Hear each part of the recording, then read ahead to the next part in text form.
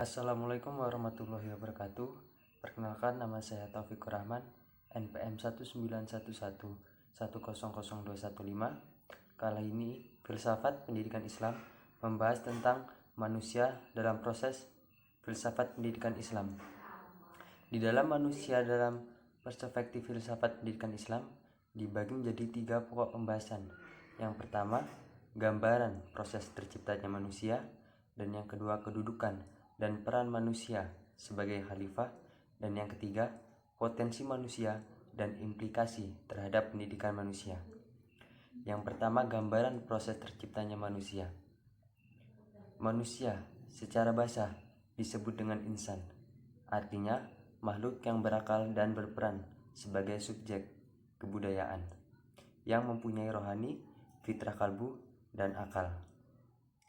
Terdapat ayat Al-Quran yang menjelaskan peran air dalam makhluk hidup. Air adalah komponen pertama yang cukup penting dalam makhluk hidup, dan terdapat juga ayat yang menyatakan bahwasanya asal manusia berasal dari tanah liat yang merupakan unsur terciptanya kehidupan. Secara terminologis, manusia dibagi menjadi 3 kategori, yaitu kategori bashar, yang artinya lebih cenderung digunakan pada hal-hal yang berkaitan dengan aspek fisik yang tidak beda dengan manusia yang lain. Selanjutnya, yang terdiri dari kata alif, nun, dan sin, atau biasa disebut dengan insan. Penjelasannya, perbedaan manusia yang lain karena berbeda fisik, kecerdasan, iman, dan akhlak.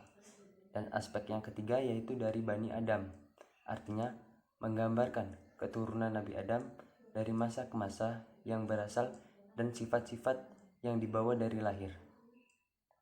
Pembahasan yang kedua yaitu tentang kedudukan dan peran manusia sebagai khalifah.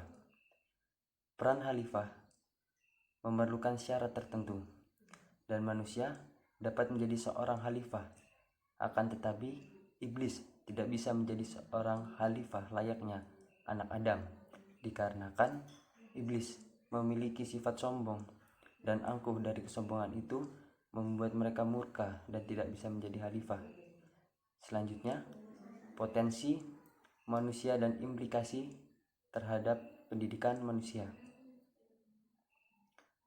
Manusia terdiri dari 2 substansi yang dilengkapi alat potensial, biasa disebut dengan fitrah, dan diakulturasikan serta dikembangkan melalui proses pendidikan. Implikasi dalam proses pendidikan manusia yaitu dibagi menjadi 2, yaitu implikasi potensi fisik dan implikasi potensi ruh.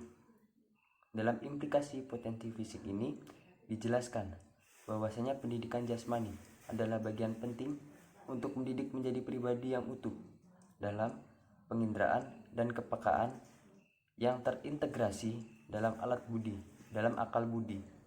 Dan selanjutnya, implikasi potensi ruh, yang artinya aspek manusia yang bersifat melahirkan. Maka dari pendidikan Islam, penyempurnaan kecenderungan menjadi hal-hal yang baik.